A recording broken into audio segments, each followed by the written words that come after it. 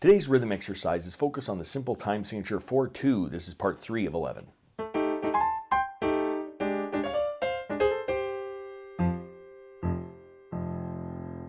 Welcome to my studio, Bach To Basics. This channel is where you can find videos to further your music studies. Now while I say my alphabet backwards 5 times, let's read some rhythms.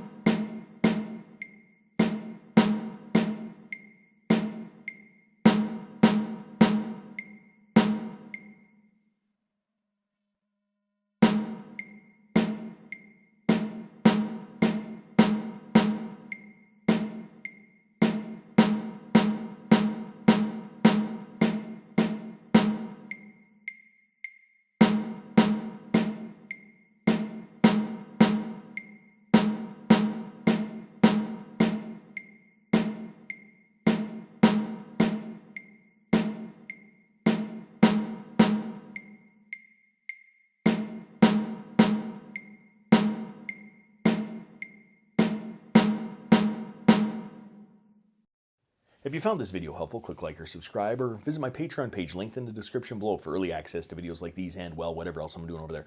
Thanks for watching. I'm just a music teacher having fun. Catch you on the next one.